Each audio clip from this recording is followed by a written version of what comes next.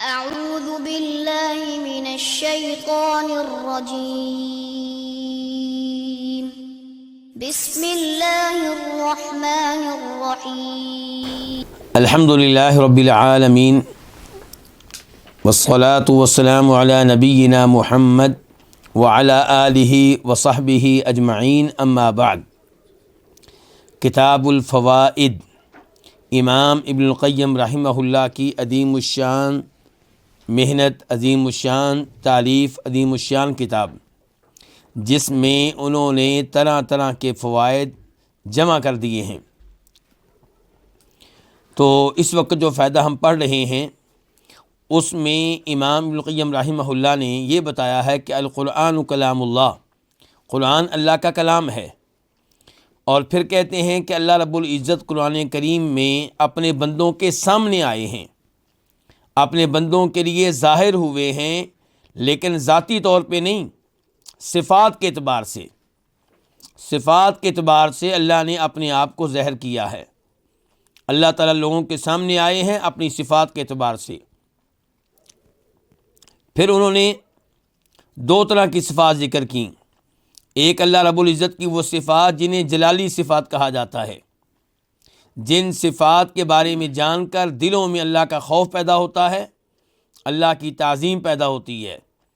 اور دوسرے نمبر پہ جمالی صفات، یعنی کہ وہ صفات جن کو پڑھنے کے بعد دل میں اللہ کی محبت پیدا ہوتی ہے، اور جو کچھ اللہ کے پاس ہے اسے لینے کا، اسے حاصل کرنے کا شوق پیدا ہوتا ہے۔ یہ دونوں چیزیں ہم پڑھ چکے ہیں گزشتہ درس میں۔ اور جب انہوں نے تذکرہ کیا تھا جمالی صفات کا، تو آخر میں ایک شعر بھی ذکر کیا تھا متنبی کا کہ یراد من القلب نسیانکم وتأبى الطباع ولا الناقل، کہ دل سے یہ مطالبہ کیا جاتا ہے کہ وہ تم کو بھول جائے، یعنی کہ میرے دل سے یہ مطالبہ کیا جاتا ہے کہ میں تم کو بھول جاؤں۔ لوگ چاہتے ہیں کہ میں اپنے دل سے تمہاری محبت نکال دوں، وتأبى الطباع ولا الناقل، لیکن تمہاری محبت میری طبیعت کا حصہ بن چکی ہے، تو اس لیے طبیعتیں جو ہیں وہ انکار کر دیتی ہیں علی الناقل، اس کے سامنے جو نقل کرنے والا ہوتا ہے، جو مطالبہ کرنے والا ہوتا ہے۔ تو یہ محبت رہتی ہے، طبیعت کا حصہ بن چکی ہے، یہ کوئی تکلف نہیں ہے بلکہ طبیعت ہے۔ اس گفتگو کے بعد آج کا درس شروع ہوتا ہے، اور امام صاحب فرماتے ہیں کہ وَإِذَا تَجَلَّى بِصِفَاتِ الرَّحْمَةِ وَالْبِرِّ وَاللُّطْفِ وَالْإِحْسَانِ انبعثت قوة الرجاء من العبد وانبسط عمله وقوی طمعه۔ اور جب وہ ظاہر ہوتا ہے، تجلی، وہ ظاہر ہوتا ہے کون؟ اللہ رب العزت۔ جب اللہ رب العزت ظاہر ہوتا ہے بصفات الرحمتی، رحمت والی صفات کے ساتھ، والبر، بر جو ہے یہ اللہ کی صفات میں سے ایک صفت ہے، اور اسی میں سے اللہ کا نام ہے البر۔ آپ نے سنا ہوگا کئی لوگوں کا نام کیا ہوتا ہے؟ عبد البر، اور امام ابن عبد البر، اردو کے لحاظ سے کہیں تو عبد البر، اور عربی کے لحاظ سے کہیں تو عبد البر، تو اس لیے وہ ذرا، تو بہرحال تو البر کا معنی کیا ہوتا ہے؟ احسان کرنا، احسان کرنا، نیکی کرنا، احسان کرنا۔ اللہ تعالیٰ فرماتے ہیں سورہ طور میں آیت نمبر 28 میں 28 میں انہ هو البر الرحیم۔ تو اللہ تعالیٰ بندوں کے سامنے آتے ہیں رحمت والی صفات کے ساتھ، ان کے اللہ تعالیٰ کا پتہ چلتا ہے کہ اللہ تعالیٰ رحمت کرنے والے ہیں۔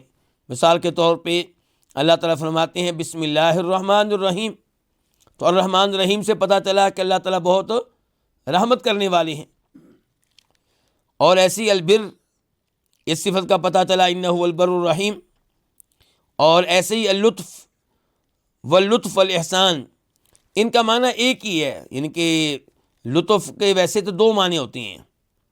لطیف اللہ کا نام ہے، الا یعلم من خلق وهو اللطیف الخبیر، کیا وہ نہیں جانتا جو خالق ہے، جبکہ وہ لطیف بھی ہے، خبیر بھی ہے۔ خبیر باخبر، لطیف بالیغ سے بالیغ اشیاء کا علم رکھنے والا، دقیق سے دقیق اشیاء کا علم رکھنے والا. تو لطف کا پہلا معنی کیا ہوا جی؟ علماء کرام میرے ساتھ ہیں. لطف کا پہلا معنی کیا ہوا پھر؟ یعنی کہ نہیں، وہ تو لطیف کا معنی ہوا. لطف کا معنی اب کیا ہوا؟ بالیغ سے بالیغ اشیاء کا علم رکھنا، علم ہونا. اور لطف کا دوسرا معنی ہوتا ہے احسان کرنا. تو یہاں پہ یہی معنی مراد ہے احسان کرنے کا. اور پھر آگے لفظ احسان الگ سے بھی آ گیا ہے. تو ان سب کے معنی قریب قریب ہیں، البر، اللطف، والاحسان. تو اللہ تعالیٰ بندوں کے ساتھ احسان کرنے والے ہیں، اس میں کوئی شک و شبہ نہیں ہے. تو یہاں پہ امام صاحب فرما رہے ہیں کہ اللہ تعالیٰ کی جب ہمیں صفت رحمت کا پتہ چلتا ہے، صفت لطف اور احسان اور بر کا پتہ چلتا ہے، تو دل میں ایک امید پیدا ہو جاتی ہے کہ اللہ تعالیٰ مہربان ہے، رحمتیں کرنے والا ہے. تو اس سے دل میں کیا پیدا ہوتی ہے؟ ایک امید پیدا ہوتی ہے. یہ کہنا چاہتے ہیں امام صاحب کہ جب وہ ظاہر ہوتا ہے رحمت اور احسان اور لطف و احسان کی صفات کے ساتھ انبعاثت، تو ظاہر ہوتی ہے، پیدا ہوتی ہے قوت الرجاء من العبد، بندے کی طرف سے امید کی قوت. وانبسط عمل، اور اس کی امید کشادہ ہو جاتی ہے، پھیل جاتی ہے. وقوی طمعہ، اور اس کی لالچ، اس کا حرص جو ہے وہ بڑھ جاتا ہے. لالچ کس میں؟ اللہ تعالیٰ میں، کہ اللہ تعالیٰ میرے اوپر مہربانی کریں گے، اللہ تعالیٰ میرے اوپر احسان کریں گے، اللہ مجھے معاف کر دیں گے. یہ امیدیں دل میں پیدا ہوتی ہیں. وصار الی ربہ، اور بندہ اپنے رب کی طرف چل پڑتا ہے. وحاد الرجاء یحدو رکاب سیرہ، بندہ اپنے رب کی طرف چل پڑتا ہے اس حال میں کہ امید کا ہدی خان، امید کا ہدی خان. ہدی خان کسے کہتے ہیں؟ ہادی کسے کہتے ہیں؟ کیوں جی علماء کرام، آپ کو پتہ ہے کہ عرب لوگ جو ہیں ان کا اونٹوں کے ساتھ بڑا گہرا تعلق ہے.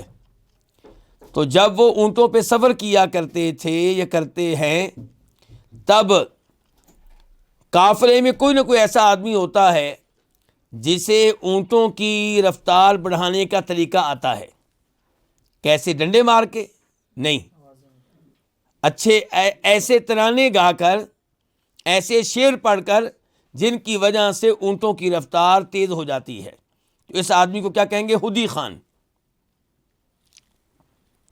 تو امام صاحب یہاں پہ کہتے ہیں وصار الی ربہ، کہ یہ آدمی جس نے اللہ کی صفات رحمت کا سنا ہے، اللہ تعالیٰ کی صفت احسان کا سنا ہے، اللہ تعالیٰ کی صفت لطف کے بارے میں سنا ہے، اور اس میں بڑی امیدیں پیدا ہو گئی ہیں، اپنے رب کی طرف چل پڑا ہے اس حال میں کہ امید کا ہدی خان یحدو رکاب سیرہ، وہ اس کے قافلے کی سواریوں کو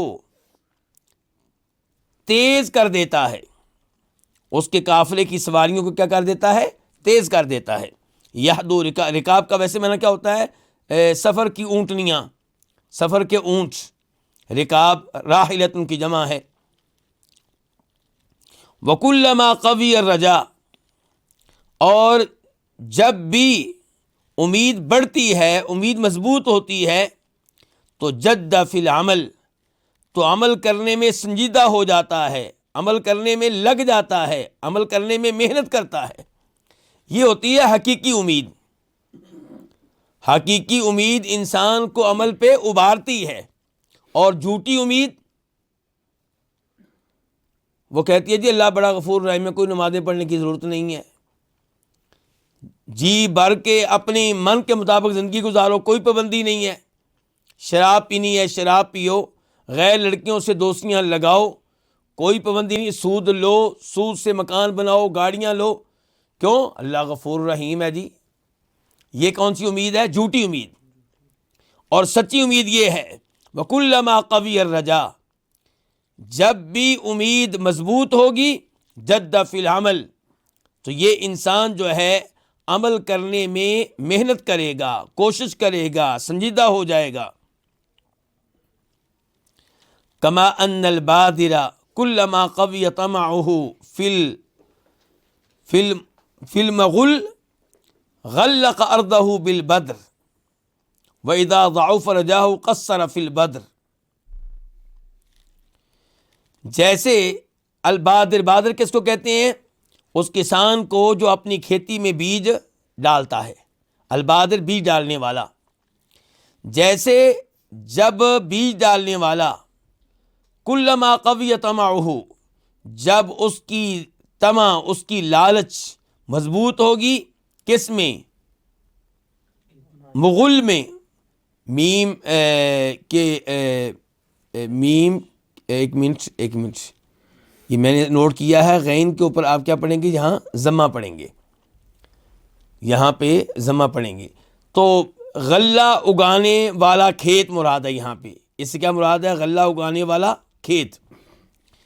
تو کہتے ہیں کہ جب بیج ڈالنے والا، اس کی لالچ، اس کا طمع غلہ اگانے والے کھیت میں مضبوط ہوگا، غلق ارضہ بالبدری، وہ اپنی زمین کو بیج ڈالنے کے ساتھ بند کر دے گا، اچھی طرح ان کے بھر دے گا. یعنی کہ جس کو پتا ہے کہ میری زمین بڑی زرخیز ہے، یہ فصل اچھا اگاتی ہے، تو وہ بیج ڈالنے کے معاملے میں کیا کرے گا؟ کنجوسی نہیں کرے گا، اچھی طرح بیج ڈالے گا، اس میں محنت کرے گا اور پوری زمین کو بیج سے بھر دے گا، کیونکہ امید جو ہے اس کی کیا ہے؟ قوی ہے، مضبوط ہے. اور جس کو پتہ ہے کہ اس کی زمین کبھی اگاتی ہے، کبھی نہیں اگاتی، فصل اگائے بھی تو تھوڑا سا اگاتی ہے، تو وہ کیا کرے گا؟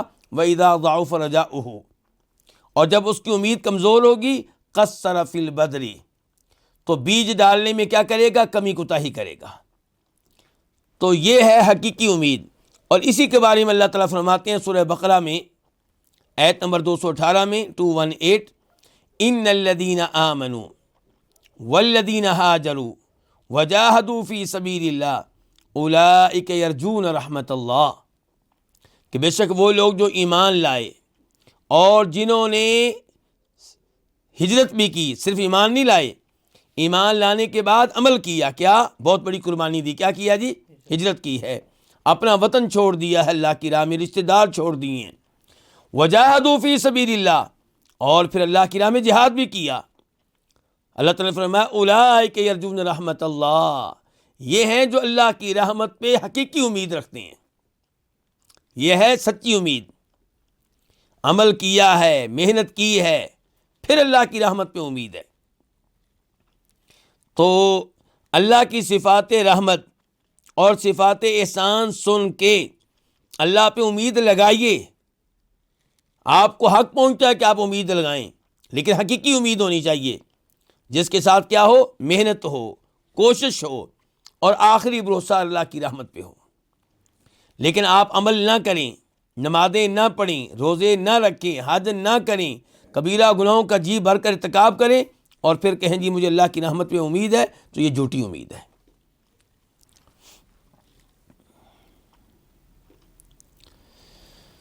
اس کے بعد فرماتے ہیں امام صاحب وَإِذَا تَجَلَّى بِصِفَاتِ الْعَدْلِ وَالْإِنْتِقَامِ وَالْغَضَبِ وَالسَّخَطِ وَالْعُقُوبَةِ انقمعت النفس الامارہ، اور جب تجلی وہ ظاہر ہوتا ہے، کون؟ اللہ تعالیٰ. اللہ تعالیٰ جب ظاہر ہوتا ہے، جب سامنے آتا ہے، کس حیثیت سے؟ بصفات العدل، عدل والی صفات کے ساتھ، انتقام والی صفات کے ساتھ، غضب اور ناراضگی اور سزا دینے والی صفات کے ساتھ، تو کیا ہوتا ہے؟ انقمعت النفس الامارہ، تو وہ نفس جو برائی کا حکم دینے والا ہے، انقمعت، یہ ذلیل و رسوا ہو جاتا ہے، یہ چھپ جاتا ہے. پہلے کیا تھا؟ اللہ تعالیٰ ہمارے سامنے آئے، ہمارے لیے ظاہر ہوئے، کس پہلو کے ساتھ؟ کن صفات کے ساتھ؟ رحمت والی صفات، احسان والی صفات. اور اب اللہ تعالیٰ ہمارے سامنے آئے ہیں کن صفات کے ساتھ؟ عدل. اللہ تعالیٰ عدل کرنے والے ہیں. کیا اللہ کے ناموں میں سے کوئی نام عدل بھی ہے؟ نہیں، ایسا نہیں ہے. اللہ کے نام عدل نہیں ہے، اللہ کے نام منتقم نہیں ہے، لیکن یہ اللہ کی صفات میں سے ہیں. عدل کے بارے میں مثال کے طور پہ حدیث ہے بخاری شریف کی، نمبر ہے 3150 3150۔ جب نبی علیہ الصلوۃ والسلام نے لوگوں میں مال تقسیم کیا اور ان لوگوں میں آپ نے زیادہ تر مال رکھا جو نئے نئے مسلمان ہوئے تھے، اور جو پرانے مسلمان تھے، انصاری تھے، مدینہ والے تھے، ان کو آپ نے مال نہیں دیا۔ تو ایک آدمی نے اس پہ اعتراض کیا کہ یہ جو تقسیم آپ نے کی ہے، اس تقسیم کے پیچھے اللہ کی رضا نہیں ہے۔ تو نبی علیہ الصلوۃ والسلام نے کہا تھا فَمَن يَعْدِلْ إِذَا لَمْ يَعْدِلِ اللَّهُ وَرَسُولُهُ، کہ کون عدل سے کام لے گا جب اللہ کے رسول عدل و انصاف نہیں کریں گے؟ تو یعنی کہ عدل وہی ہے جو اللہ نے کیا، عدل وہی ہے جو اللہ کے رسول نے کیا۔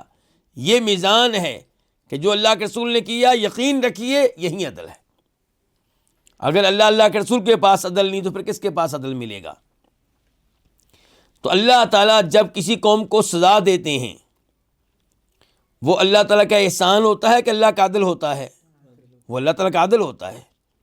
تو عدل جو ہے یہ صفت جو ہے یہ مہنگی پڑے گی ہمیں، اس لیے ہم اللہ سے سوال کرتے ہیں اللہ کی رحمت کا۔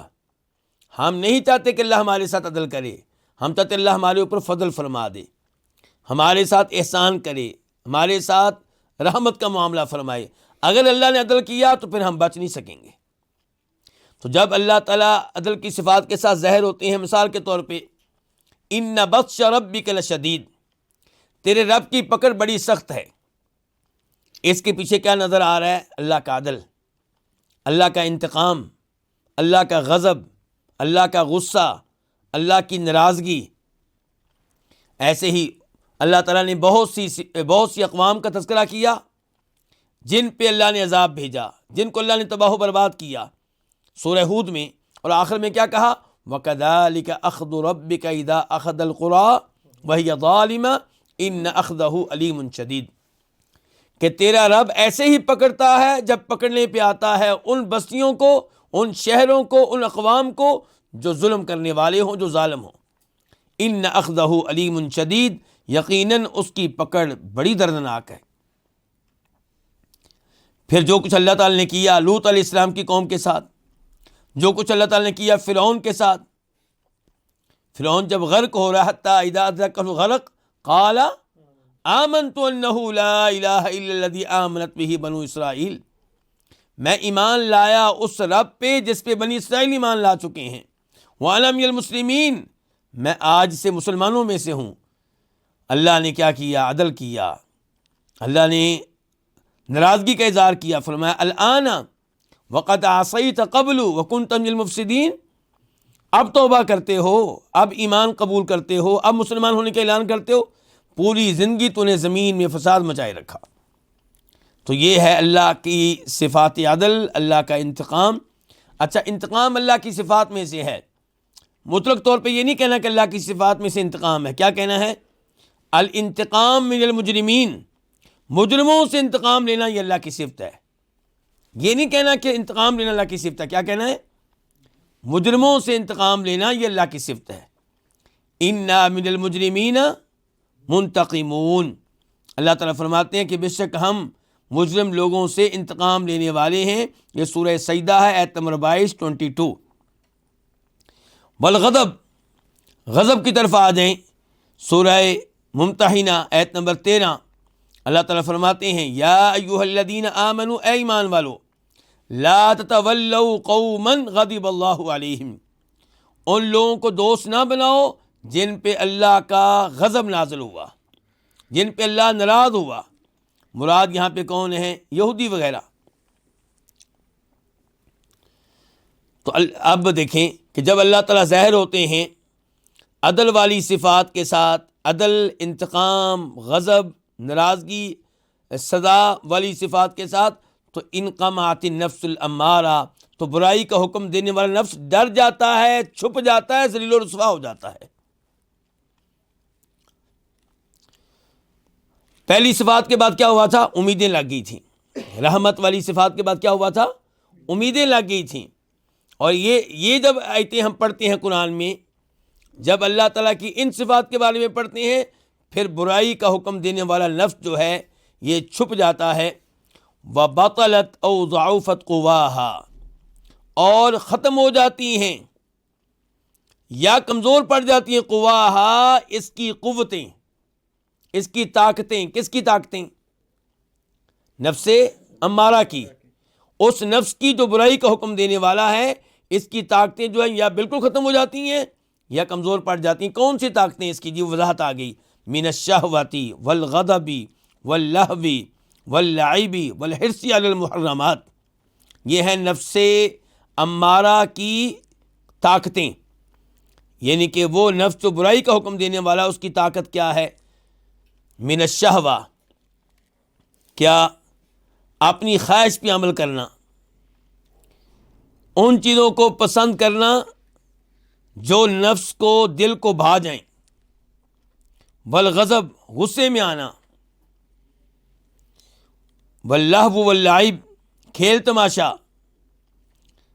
یعنی کہ یہ نفس جو برائی کا حکم دینے والا ہے یہ کیا چاہتا ہے کہ سارا دن میرا گزرے کھیل تماشے میں. اور اس کی قوت کیا ہے؟ والحرص علی المحرمات، جن چیزوں کو اللہ نے حرام قرار دیا ہے ان اشیاء کا شوق رکھنا، ان کی خواہش رکھنا، ان کی لالچ رکھنا، ان کی حرص رکھنا. دل چاہتا ہے کیا جی؟ شراب پیوں. دل چاہتا ہے کیا جی؟ لڑکیوں کے ساتھ دوستیاں ہوں، فون پہ باتیں ہوتی رہیں. دل چاہتا ہے کیا جی؟ کہ لوگوں کو میں قرضہ دوں اور اس کے اوپر مجھے سود ملتا رہے، کوئی محنت نہ کرنی پڑے. دل چاہتا ہے اپنے دشمنوں کو اڑا کے رکھ دوں، قتل کر کے رکھ دوں. تو یہ ہیں وہ نفس جو برائی کا حکم دینے والا اس کی قوتیں. تو امام صاحب فرماتے ہیں اللہ تعالیٰ جب آپ قرآن پڑھیں گے، فائدہ قرآن پڑھنے کا، جب آپ قرآن پڑھیں گے تو جب اللہ کی یہ صفات آپ کے سامنے آئیں گی، عدل، انتقام، غضب، سخط اور عقوبہ، تو کیا ہوگا؟ آپ کا وہ نفس جو برائی کا حکم دینے والا ہے وہ چھپ جائے گا اور اس کی قوتیں ختم ہو جائیں گی یا کمزور پڑ جائیں گی. شہوت والی طاقت، غصے والی طاقت اور کھیل تماشے والی اور حرام چیزوں کا حرص رکھنے کی طاقت. وانقبضت اعنت رعوناتها، اعنہ عنان کی جمع لگام کو کہتے ہیں، اور رعوناتها کس کو کہتے ہیں؟ طیش میں آنا، بیوقوف ہونا. وانقبضت، اور سکڑ جاتی ہیں. آئینہ لگامیں کس کی؟ رعوناتها، نفس کے طیش کی اور نفس کے بیوقوف بن جانے کی لگامیں. فأحضرت المطیۃ حظها من الخوف والخشیۃ والحذر، پھر رکھ دیا جاتا ہے، احضرت رکھ دیا جاتا ہے، ڈال دیا جاتا ہے، المطیہ سواری میں. مراد اس سے کیا ہے؟ انسان.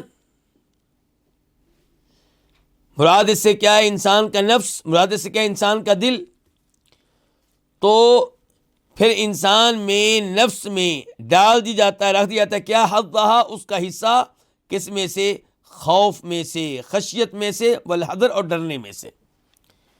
یعنی کہ یہ صفات، اللہ کی ان صفات کے مطالعہ کرنے کا، ان صفات کو پڑھنے کا کیا فائدہ ہوا؟ کہ آپ کی گناہ کرنے کی خواہشات دب گئیں اور اس کی جگہ پہ دل میں کیا پیدا ہو گیا؟ رب کا خوف، رب کی خشیت.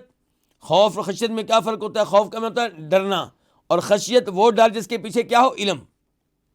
جس کے پیچھے علم ہو. علم کس چیز کا؟ اس کا جس سے آپ ڈر رہے ہیں، اور وہ ہے اللہ رب العزت. وَإِذَا تَجَلَّى بِصِفَاتِ الْأَمْرِ وَالنَّهْيِ وَالْعَهْدِ وَالْوَصِيَّةِ وَإِرْسَالِ الرُّسُلِ وَإِنزَالِ الْكُتُبِ وَشَرْعِ الشَّرَائِعِ انبعثت منها قوة الامتثال والتنفيذ لأوامر والتبليغ لها والتواصي بها وذكرها وتذكرها والتصديق بالخبر والامتثال للطلب والاجتناب للنهي. کہتے ہیں کہ جب اللہ تعالیٰ سامنے آتے ہیں، کس کے سامنے آتے ہیں؟ انسانوں کے، لوگوں کے. جب اللہ تعالیٰ سامنے آتے ہیں کس طرح سامنے آتے ہیں؟ بصفات الامری، حکم دینے، روکنے اور عہد لینے اور وصیت کرنے اور رسولوں کو بھیجنے اور کتابوں کو اتارنے اور شریعتیں مقرر کرنے کی صفات کے ساتھ. تو انبعثت منہا، تو اس سے ظاہر ہوتی ہے کیا؟ ان اوامر کی تعمیل کرنے کی اور ان کو نافذ کرنے کی قوت. اچھا جی، اللہ کی صفات میں سے یہ بھی ہے اللہ حکم دیتا ہے. مثال کے طور پہ وَأَقِیمُوا الصَّلَاةَ، نماز قائم کرو، وَآتُوا الزَّکَاةَ، زکوٰۃ دو. تو اللہ تعالیٰ کی ایک صفت یہ ہے کہ اللہ کئی چیزوں کا حکم دیتا ہے، کئی چیزوں کو واجب قرار دیتا ہے. اور اللہ کی صفت یہ ہے کہ وَالنَّہْیُ، اللہ کئی چیزوں سے منع کرتا ہے، روکتا ہے. مثال کے طور پہ وَلَا تَقْرَبُوا الزِّنَا، زنا کے قریب نہ جاؤ. مثال کے طور پہ انما ینہاکم اللہ عن الذین قاتلوکم فی الدین واخرجوکم من دیارکم وظاہروا علی اخراجکم ان تولوہم، کہ اللہ تمہیں منع کرتا ہے ان لوگوں سے دوستیاں لگانے سے، ان لوگوں سے محبت کی پینگیں بڑھانے سے. کون سے لوگ؟ جنہوں نے تم سے لڑائیاں لڑیں اور جنہوں نے تمہیں تمہارے وطن سے نکالنے کے معاملے میں ایک دوسرے کی مدد کی. تو اللہ تعالیٰ تمہیں ان سے دوستیاں لگانے سے منع کرتا ہے. یہاں پہ الفاظ کیا ہے؟ منع. انما ینہاکم، تو اللہ تعالیٰ کی صفت ہے حکم دینا، اللہ کی صفت ہے کئی چیزوں سے منع کر دینا. والعہد، اور اللہ کی یہ بھی صفت ہے کہ اللہ اپنے بندوں سے عہد لیتا ہے. وَإِذْ أَخَذْنَا مِيثَاقَ بَنِي إِسْرَائِيلَ لَا تَعْبُدُونَ إِلَّا اللَّهَ وَبِالْوَالِدَيْنِ إِحْسَانًا، سورہ بقرہ پہلا سپارہ، کہ ہم نے عہد لیا تھا بنی اسرائیل سے. کیا عہد لیا تھا؟ کہ تم نہیں عبادت کرو گے مگر کس کی؟ اللہ کی، اور والدین کے ساتھ کیا کرو گے؟ حسن سلوک کرو گے. ایسے ہی اللہ تعالیٰ وصیت کرتا ہے. جی ہاں، قُلْ تَعَالَوْا أَتْلُ مَا حَرَّمَ رَبُّكُمْ عَلَيْكُمْ أَلَّا تُشْرِكُوا بِهِ شَيْئًا وَبِالْوَالِدَيْنِ إِحْسَانًا وَلَا تَقْتُلُوا أَوْلَادَكُمْ مِنْ إِمْلَاقٍ نَحْنُ نَرْزُقُكُمْ وَإِيَّاهُمْ وَلَا تَقْرَبُوا الْفَوَاحِشَ. آخر میں کیا کہا؟ ذَلِكُمْ وَصَّاكُمْ بِهِ. اللہ تعالیٰ کہتے ہیں کہ یہ میری وصیت ہے تمہارے لیے. کیا؟ کہ شرک نہیں کرنا، والدین کے ساتھ اس نے سلوک کرنا ہے، بے حیائی کے قریب بھی نہیں جانا، یتیموں کا مال نہیں کھانا. یہ سب اللہ نے کہا کہ یہ میری وصیتیں ہیں تمہارے لیے. تو اللہ تعالیٰ کی صفات میں سے یہ بھی ہے کہ اللہ وصیت کرتا ہے، اور اللہ تعالیٰ کی صفات میں سے یہ بھی کہ اللہ رسول بھیجتا ہے. وَلَقَدْ بَعَثْنَا فِي كُلِّ أُمَّةٍ رَسُولًا، اور اللہ تعالیٰ کتابیں نازل کرتا ہے. قرآن کس نے نازل کیا؟ تورات، انجیل، یہ اللہ کی صفت ہے کہ اللہ نے نازل کی کتابیں. شریعتیں کس نے دیں؟ لِكُلٍّ جَعَلْنَا مِنْكُمْ شِرْعَةً وَمِنْهَاجًا، ہر ایک کو اللہ تعالیٰ نے، ہر قوم کو اللہ نے شریعت دی ہے. تو کہنے کا مطلب یہ ہے کہ اللہ کی صفات میں سے یہ بھی ہے کہ اللہ حکم دیتا ہے کئی چیزوں کا، کئی چیزوں سے روکتا ہے، کئی چیزوں کے بارے میں عہد لیتا ہے، کئی چیزوں کی وصیت کرتا ہے، رسول بھیجتا ہے، کتابیں اتارتا ہے، شریعتیں مقرر کرتا ہے. تو یہ ساری باتیں سن کر کیا ہوتا ہے؟ جب قرآن میں آپ یہ سب کچھ پڑھتے ہیں تو کیا فائدہ ہوتا ہے؟ انبعثت منہا قوت الامتثال، اس سے قوت ظاہر ہوتی ہے، قوت پیدا ہوتی ہے. کس کی؟ الامتثال و تنفیذ لأوامرہ، اللہ کے اوامر، اللہ کے احکام، اللہ کے آرڈرز کی تعمیل کرنا اور ان کو نافذ کرنا. الامتثال تعمیل کرنا، تنفیذ ان کو نافذ کرنا، وتبلیغ لہا، اور ان کو پہنچانا. کن کو پہنچانا؟ اللہ کے اوامر کو. کن تک؟ دوسرے لوگوں تک. یہ قرآن پڑھنے کا فائدہ. والتواصی بہا، اور ان کے بارے میں ایک دوسرے کو وصیت کرنا. کیا؟ آپ کا جو بھائی، جو بیٹا، جو رشتہ دار، بیگم، والدین کمزور نظر آئے اللہ کے اوامر کو اپنانے میں، ان پہ عمل کرنے میں، آپ ان کو وصیت کریں گے. بھئی آپ آج کل فجر کی نماز میں مسجد میں نظر نہیں آتے، کیا ہوا؟ خیریت تو ہے؟ آپ نے زکوٰۃ دی ہے اس سال؟ یار آپ نے حج نہیں کیا، اتنا اللہ نے آپ کو مال دیا ہوا ہے. یہ کیا ہو رہی ہے؟ وصیت ہو رہی ہے. تو یہ فائدہ ہے قرآن پڑھنے کا، یہ فائدہ ہے اللہ کی صفات جو قرآن میں آئی ہیں ان کا مطالعہ کرنے کا. وذکرہا وتذکرہا، اور کون سی قوت پیدا ہوتی ہے؟ قوت پیدا ہوتی ہے ذکریہ، ان کا تذکرہ کرنے کی۔ کن کا تذکرہ کرنے کی؟ اللہ کے اوامر کا تذکرہ کرنے کی قوت پیدا ہوتی ہے۔ وتذکریہ، اور ان کو یاد رکھنے کی قوت پیدا ہوتی ہے۔ والتصدیق بالخبر، اور اللہ تعالیٰ نے جو خبریں دی ہیں ان کی تصدیق کرنے کی قوت پیدا ہوتی ہے۔ اللہ نے بتایا کہ میں نے آدم کو پیدا کیا تھا علیہ السلام، ان سے ان کی زوجہ کو پیدا کیا تھا، ان کو جنت میں جگہ دی تھی، جنت سے پھر نکالے گئے تھے، شیطان نے سجدہ نہیں کیا تھا، فرشتوں نے سجدہ کیا تھا۔ یہ خبریں کون دے رہا؟ اللہ تعالیٰ۔ لوط علیہ السلام کی قوم کے ساتھ یہ ہوا، نوح علیہ السلام کی قوم کے ساتھ یہ ہوا۔ یہ خبریں کون دے رہا؟ اللہ تعالیٰ۔ قیامت قائم ہوگی، وہ پہلے تھی ماضی کی خبریں، اب مستقبل کی۔ قیامت قائم ہوگی تو لوگوں کا یہ حال ہوگا، لوگ ایسے بھاگ رہے ہوں گے ایک دوسرے کی، کسی کو دوسرے کی خبر نہیں ہوگی، کسی کو ہوش نہیں ہوگا۔ تو یہ ساری خبریں قرآن دیتا ہے۔ تو انسان میں کیا پیدا ہوتی ہے؟ وہ تصدیق کی بالخبری، ان اخبار کی تصدیق کرنے کی، ان پہ ایمان لانے کی قوت پیدا ہوتی ہے۔ اور کون سی قوت پیدا ہوتی ہے جی؟ والامتثال للطلب۔ اچھا، اب قرآن میں 3 چیزیں آئی ہیں۔ قرآن کو پڑھ کے دیکھیں تو اس میں کتنی چیزیں ملیں گی؟ 3۔ نمبر 1 اخبار، خبریں، واقعات، ماضی کے، حال کے یا مستقبل کے۔ حال کے کیسے؟ مثلا بدر کی لڑائی، احد کی لڑائی، یہ اسی زمانے میں ہوئے جب قرآن نازل ہو رہا تھا۔ اور مستقبل کی خبریں، قیامت کی مثال کے طور پہ۔ یا قرآن میں آپ کو کیا ملیں گے؟ آرڈر، طلب، یہ کرو، یہ کرو، یہ کرو، یہ بھی واجب، یہ بھی واجب۔ یا قرآن میں آپ کو کیا ملے گی؟ نہیں، کہ یہ بھی منع ہے، یہ بھی حرام ہے، یہ بھی ممنوع ہے، اس کے قریب بھی نہیں جا سکتے۔ تو کہتے ہیں قرآن پڑھنے سے پھر کیا ہوگا؟ وہ تصدیق بالخبر، آپ میں قوت پیدا ہوگی اخبار کی تصدیق کرنے کی، ان پہ ایمان لانے کی، اور والامتثال للطلب، اور جو اللہ تعالیٰ نے طلب کیا ہے اس کی تعمیل کرنے کی، والاجتناب للنہی، اور جن چیزوں سے اللہ نے منع کیا ہے ان سے دور رہنے کی، ان سے اجتناب کرنے کی قوت پیدا ہوگی۔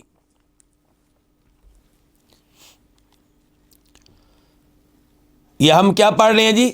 قرآن پڑھنے کے فوائد، اور قرآن میں اللہ کا کلام پڑھنے کے فوائد، قرآن میں اللہ کی صفات پڑھنے کے فوائد۔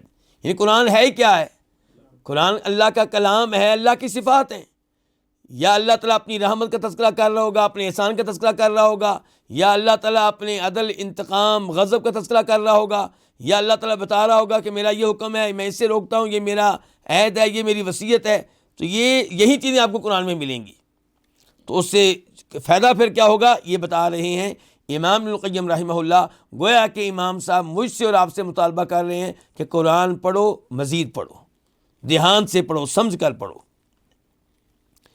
وَإِذَا تَجَلَّى بِصِفَاتِ السَّمْعِ وَالْبَصَرِ وَالْعِلْمِ انبعث مِنَ الْعَبْدِ قُوَّةُ الْحَيَاءِ، اور جب اللہ تعالیٰ تجلی ظاہر ہوتے ہیں، سامنے آتے ہیں، سننے، دیکھنے، علم رکھنے کی صفات کے ساتھ، تو انبعث من العبد، تو بندے سے ظاہر ہوتی ہے، بندے میں پیدا ہوتی ہے حیا کی قوت، شرمانے کی قوت۔ قرآن پڑھیں گے تو اللہ تعالیٰ بار بار بتائیں گے کہ میں تمہاری ایک ایک بات کو سنتا ہوں۔ قد سمع اللہ قول التی تجادلک فی زوجہا، اللہ تعالیٰ نے تو اس عورت کا کلام بھی سن لیا جو سیدہ عائشہ کے گھر میں موجود تھی۔ سیدہ عائشہ کو اس کی باتیں سمجھ نہیں آ رہی تھیں، اور سیدہ عائشہ کہتی ہیں پاک ہے وہ ذات جس نے عرش کے اوپر سے اس عورت کی باتیں سن لی، اور میں اپنے گھر میں رہ کر اس کی گنگناہٹ سن رہی تھی، باتوں کی سمجھ مجھے نہیں آ رہی تھی، اللہ نے سن لی۔ جب آپ یہ پڑھتے ہیں کہ اللہ ہر چیز کو سنتا ہے، ہر آواز کو سنتا ہے، تو پھر بندہ شرماتا ہے کہ اگر میں نے گناہ کی بات کی تو اللہ تو یہ بھی سن رہا ہوگا، اگر میں کسی کے ساتھ بیہودہ گفتگو کروں گا، بے حیائی پہ مشتمل گفتگو کروں گا تو اللہ تو یہ بھی سنتا ہے، اور اگر میں کسی کو گالیاں دے رہا ہوں، کسی کی غیبت کر رہا ہوں، کسی پہ تہمت لگا رہا ہوں، اچھا اللہ یہ بھی سنتا ہے۔ تو حیا پیدا ہوتی ہے، شرم آتی ہے انسان کو اللہ تعالیٰ سے۔ والبصر، اور قرآن میں اللہ کی صفات سے پتہ چلتا ہے کہ اللہ ایک ایک چیز کو دیکھ رہا ہے، اس سے کوئی بھی چیز مخفی اور پوشیدہ نہیں ہے. ان اللہ لا یخفی علیہ شیء فی الارض ولا فی السماء. تو والعلم، اللہ ایک چیز کو جانتا ہے. ان اللہ کان علیکم رقیبا، اللہ تم پہ نگہبان ہے، تمہارا نگران ہے. تو جب یہ سب کچھ آپ پڑھتے ہیں تو انبعث من العبد قوت الحیا، تو بندے سے ظاہر ہوتی ہے، بندے میں پیدا ہوتی ہے حیا کی قوت. فیستحیی ربا، چنانچہ اپنے رب سے وہ حیا کرتا ہے. کس بات سے حیا کرتا ہے، شرماتا ہے؟ شرماتا ہے اس بات سے کہ ان یراہ، کہ اللہ تعالیٰ اس کو دیکھے، علی ما یکرہ، اس حالت پہ جس حالت کو وہ ناپسند کرتا ہے. کہ اللہ تعالیٰ بندے کو دیکھے اس عمل پہ، وہ حرکت کرتے ہوئے جس حرکت کو اللہ ناپسند کرتا ہے. او یسمع منہ ما یکرہ، یا اللہ تعالیٰ اس بندے سے سنے وہ الفاظ، وہ اقوال، وہ جملے، وہ کلام جس کو اللہ ناپسند کرتا ہے. پھر انسان کو گندے شعر پڑھتے ہوئے، گانے گاتے ہوئے شرم آتی ہے، اور کہ میرا اللہ میری گفتگو سن رہا ہے. او یخفی فی سریرتہ ما یمقتہ علیہ، یا وہ شرماتا ہے اس بات سے بھی کہ یخفی، وہ چھپا کے رکھے، فی سریرتہ، اپنے دل میں، اپنے باطن میں، ما، وہ چیزیں جن پہ اللہ اس پہ ناراض ہوتا ہے. جن چیزوں سے اللہ بندے پہ ناراض ہو جاتا ہے، بندہ پھر چاہتا ہے کہ میں یہ چیزیں دل سے نکال دوں، ورنہ اللہ کو تو پتہ ہے. فتبقى حرکاتہ واقوالہ وخواطرہ موزونۃ بمیزان الشرعی. اب فائدہ کیا ہوا جی یہ صفات پڑھنے کا؟ فائدہ یہ ہوا کہ انسان کی حرکتیں، انسان کے اقوال و خواطر، انسان کے خیالات کیا ہوتے ہیں؟ وہ شریعت کے ترازو میں تلے ہوئے ہوتے ہیں. پھر سوچ سمجھ کر بولتا ہے، سوچ سمجھ کر کوئی عمل کرتا ہے، اور سوچ سمجھ کر اپنے دل میں کسی چیز کو بطور عقیدہ رکھتا ہے، ورنہ گندے خیالات کو جلدی سے دل سے نکال دیتا ہے. غیر محملۃ ولا مرسلۃ تحت حکم الطبیعۃ والہوا. انسان کی پھر حرکتیں، انسان کے اقوال، انسان کے خیالات شریعت کے ترازو میں تلے ہوئے ہوتے ہیں، اور وہ نہیں چھوڑے گئے ہوتے طبیعت اور خواہشات نفس کے حکم کے نیچے. یعنی کہ یہ نہیں ہوتا کہ جی میرے دل نے چاہا اور میں نے کہہ دیا، میرے دل میں آیا اور میں نے تھپڑ جڑ دیا، میرے دل میں میرا موڈ تھا میں نے شراب پی لی جی. طبیعت، موڈ وغیرہ، مزاج نہیں. پھر انسان کا ایک ایک قول تلا ہوا ہوتا ہے. وہ دیکھتا ہے کہ میں یہ بات کروں یا نہ کروں، یہ کام کروں یا نہ کروں، میں یہ جاب اختیار کروں یا نہ کروں، میں یہ علم سیکھوں یا نہ سیکھوں، میں اس کو دوست بناؤں یا نہ بناؤں، میں یہاں پہ رشتہ کروں یا نہ کروں. پھر انسان یہ نہیں کہتا کہ میرے من میں آیا، میرے مزاج میں آیا، میرے دل میں آیا اور میں نے کر لیا جی. پھر یہ نعرہ نہیں لگتا کہ میرا جسم میری مرضی، پھر یہ نعرہ نہیں لگتا. وَإِذَا تَجَلَّى بِصِفَاتِ الْكِفَایَةِ وَالْحَسْبِ وَالْقِيَامِ بِمَصَالِحِ الْعِبَادِ. اور جب تجلی، وہ ظاہر ہوتا ہے کون؟ اللہ رب العزت. بصفات الکفایتی، کفایت کرنے کی صفات کے ساتھ. کیا مطلب جی؟ اللہ تعالیٰ فرماتے ہیں الیس اللہ بکاف عبدا، کیا اللہ تعالیٰ اپنے بندے کے لیے کافی نہیں ہے؟ اور اللہ تعالیٰ فرماتے ہیں یا ایھا النبی حسبک اللہ ومن اتبعک من المؤمنین، سورہ انفال، کہ اے نبی علیہ الصلوۃ والسلام، اللہ تعالیٰ آپ کے لیے بھی کافی ہے، اور جو آپ کے مومن پیروکار ہیں اللہ ان کے لیے بھی کافی ہے. انسان جب قرآن میں پڑھتا ہے کہ وَمَن يَتَوَکَّلْ عَلَى اللَّهِ فَهُوَ حَسْبُهُ، جو اللہ پہ توکل کرے اللہ اس کے لیے کافی ہے. انسان قرآن میں پڑھتا ہے حسبنا اللہ ونعم الوکیل، کہ نبی علیہ الصلوۃ والسلام اور آپ کے ساتھیوں نے کہا تھا احد کی لڑائی کے بعد، جب پتہ چلا دشمن پھر سے حملہ کرنے آ رہا ہے، کہ ہمارے لیے اللہ ہی کافی ہے اور بہترین کارساز ہے. تو یہ اللہ تعالیٰ قرآن میں سامنے آ رہے ہیں ہمارے کون سی صفات کے ساتھ؟ کافی ہو جانے کی صفات کے ساتھ کہ اللہ کافی ہے اپنے بندوں کے لیے. والحسبی، اس کا بھی وہی معنی ہے کافی ہو جانا. والقیام بمصالح العباد، بندوں کی مصلحتوں کا بیڑا اٹھا لینا.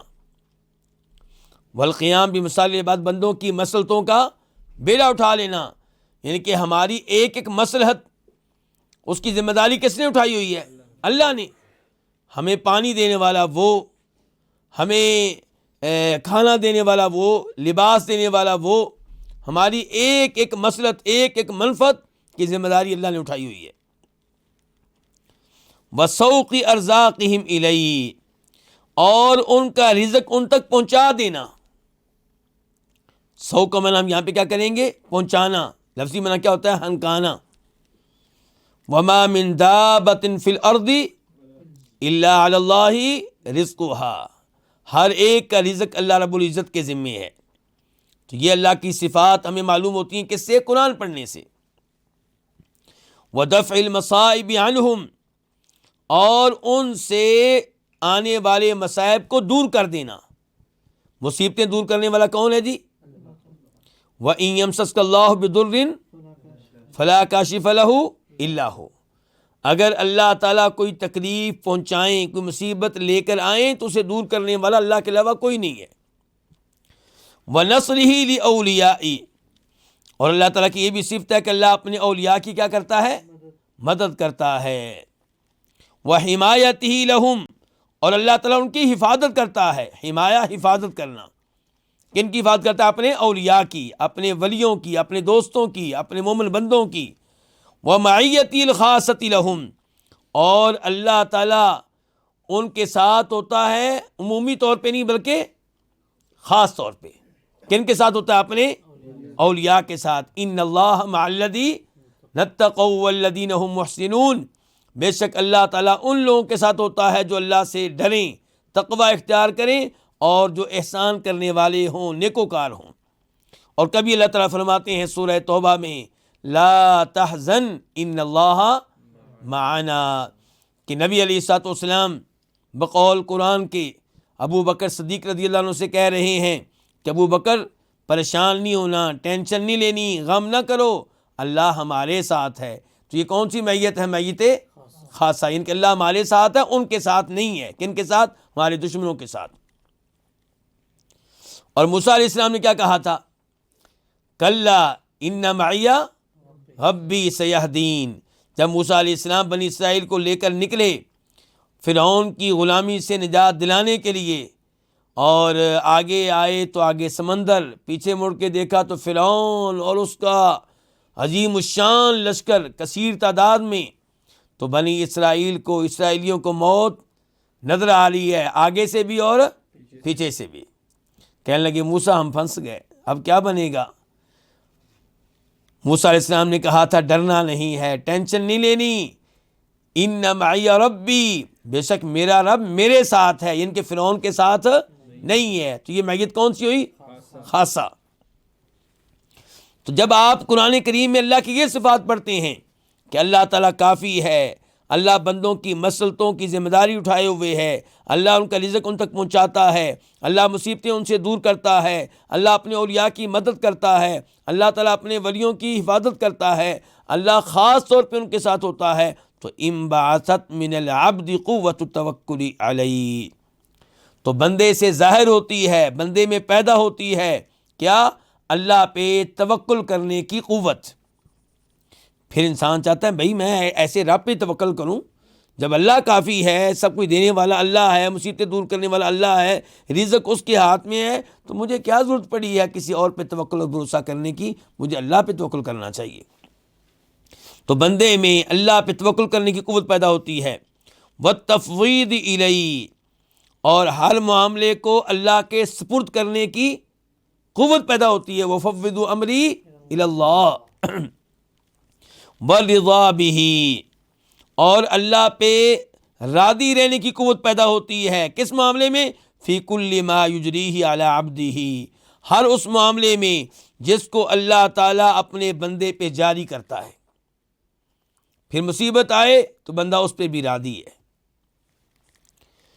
وَيُقِيمُهُ فِيهِ، تو اللہ پہ راضی رہنے کی قوت پیدا ہوتی ہے ہر اس معاملے میں جس کو اللہ تعالیٰ بندے پہ جاری کرتا ہے اور جس میں اللہ بندے کو رکھتا ہے. مما یرضی بہ ہوا سبحانہ، ان امور میں سے جن پہ اللہ راضی ہوتا ہے.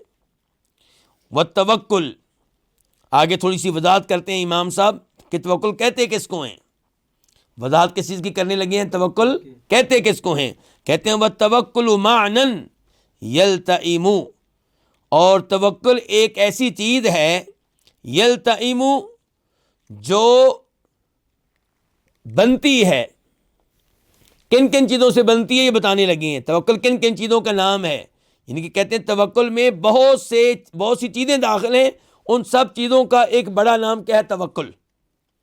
تو کہتے ہیں توکل جو ہے یہ بنتا ہے، یہ قائم ہوتا ہے کن چیزوں سے؟ نمبر 1 من علم العبد بکفایت اللہ وحسن اختیارہ لعبدہ، بندے کا جان لینا اس بات کو کہ اللہ تعالیٰ اس کے لیے کافی ہے اور اللہ تعالیٰ جو کچھ اس کے لیے اختیار کرتا ہے وہ بندے کے لیے کیا ہے؟ اچھا ہے. توکل کا پہلا معنی کہ بندہ یہ جانے، بندے کا یہ عقیدہ ہو کہ اللہ تعالیٰ ہی کافی ہے ہر معاملے میں، اور بندے کا یہ عقیدہ ہو کہ اللہ جو کچھ میرے ساتھ کرتا ہے اسی میں میرے لیے کیا ہے؟ خیر ہے. وثقتہ بھی، یہ ہے توکل کے معنی میں دوسری چیز کہ بندہ اللہ پہ اعتماد کرے، بھروسہ رکھے. نمبر 3 وَرِضَاهُ بِمَا يَفْعَلُ بِهِ وَيَخْتَارُهُ لَهُ، اور بندہ اللہ پہ راضی رہے، اللہ پہ راضی رہے ان امور میں جو امور اللہ تعالیٰ بندے کے ساتھ کرتا ہے اور جن امور کو اللہ تعالیٰ بندے کے لیے اختیار کرتا ہے. تو یہ ہے توکل. تو جو کہتا ہے کہ میں اللہ پہ توکل کرنے والا ہوں، اس میں پھر یہ تینوں چیزیں ہونی چاہیے. اگر آپ واقعی توکل کرنے والے ہیں تو آپ کا عقیدہ ہونا چاہیے کہ ہر معاملے میں اللہ ہی میرے لیے کافی ہے، اور جو کچھ اللہ نے میرے لیے کیا ہے اسی میں میرے لیے خیر ہے، اور اللہ پہ پھر کیا ہو؟ اعتماد ہو، اور بندہ اللہ پہ راضی ہو، یعنی کہ دل ہی دل میں اللہ پہ شکوے کرتا ہو، ایسا نہیں ہونا چاہیے. اور وَإِذَا تَجَلَّى بِصِفَاتِ الْعِزِّ وَالْكِبْرِيَاءِ أَعْطَتْ نَفْسُهُ الْمُطْمَئِنَّةُ مَا وَصَلَتْ إِلَيْهِ مِنَ الذُّلِّ لِعَظَمَتِهِ وَالْإِنْكِسَارِ لِعِزَّتِهِ وَالْخُضُوعِ لِكِبْرِيَائِهِ وَخُشُوعِ الْقَلْبِ وَالْجَوَارِحِ لَهُ. اور جب اللہ تعالیٰ ظاہر ہوتا ہے، سامنے آتا ہے، کون سی صفات کے ساتھ؟ عز کی صفات کے ساتھ. اللہ تعالیٰ عزیز ہے، ہر چیز پہ غالب ہے. اللہ تعالیٰ عزیز ہے، قوت والا ہے. اللہ تعالیٰ عزیز ہے، عزت والا ہے. یہ سارے معنی کس کے ہیں؟ عزیز کے. عزیز کا ایک معنی یہ ہے کہ اللہ تعالیٰ غالب ہے، دوسرا معنی یہ ہے کہ اللہ تعالیٰ قوت والا ہے، اور تیسرا وہ عزت جس کو ہم اردو میں عزت کہتے ہیں. جب اللہ تعالیٰ سامنے آتا ہے عزت والی صفات کے ساتھ، والکبریائی، اور کبریائی والی صفات کے ساتھ، بڑائی والی صفات کے ساتھ، اللہ اکبر، قرآن میں ہم کیا پڑھتے ہیں؟ وَهُوَ الْعَلِيُّ الْكَبِيرُ، قرآن میں بار بار آتا ہے اللہ تعالیٰ کبیر ہے. تو یہ صفات جب ہم پڑھتے ہیں تو آتت نفسہ المطمئنہ، تو پھر کیا ہوتا ہے؟ انسان کا نفس مطمئن، یا ایتھا النفس المطمئنہ، انسان کا وہ نفس جس کو نفس مطمئنہ کہتے ہیں، وہ کیا کرتا ہے؟ وہ قبول کرتا ہے. عاطت کا معنی آپ کر لیں قبول کرنا یا صرف کرنا. تو انسان کا نفس مطمئنہ صرف کرتا ہے ما وصلت الیہ من الذل لعظمتہ، وہ صرف کرتا ہے، وہ قبول کرتا ہے اس ذل کو. ذل سے مراد کیا ہے؟ اس ذلت کو جس تک وہ پہنچا ہوتا ہے. وہ ذلت کس کے لیے؟ اللہ کی عظمت کے سامنے.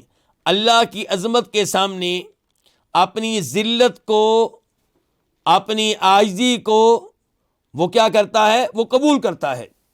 والانکسار لعزتہ، اور اس کے غلبے کے سامنے انکساری کو قبول کرتا ہے.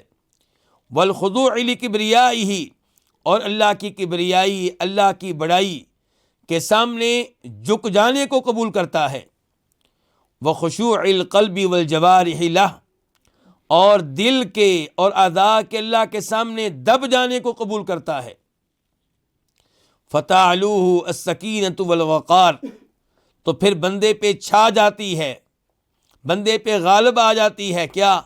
سکینت اور وقار۔ کہاں پہ سکینت، کہاں پہ وقار؟ فی قلبہ، اس کے دل میں، ولسانی، اور اس کی زبان پہ، وجوارحہ، اس کے اعضاء میں، وسمتہ، اس کی حیت میں، اس کی حالت میں، وَيَذْهَبُ طَيْشُهُ وَتَوْقُهُ وَحِدَّتُهُ، اور غائب ہو جاتی ہے، چلی جاتی ہے، غائب ہو جاتا ہے طیشو، اس کا طیش، وَتَوْقُهُ، اور اس میں جو پایا جاتا ہے جلدی پن جو اس میں پایا جاتا ہے، وحدت، اس کی تیزی طبیعت میں جو پائی جاتی ہے، یہ چیزیں جو ہوتی ہیں یہ کیا ہو جاتی ہیں؟ غائب ہو جاتی ہیں۔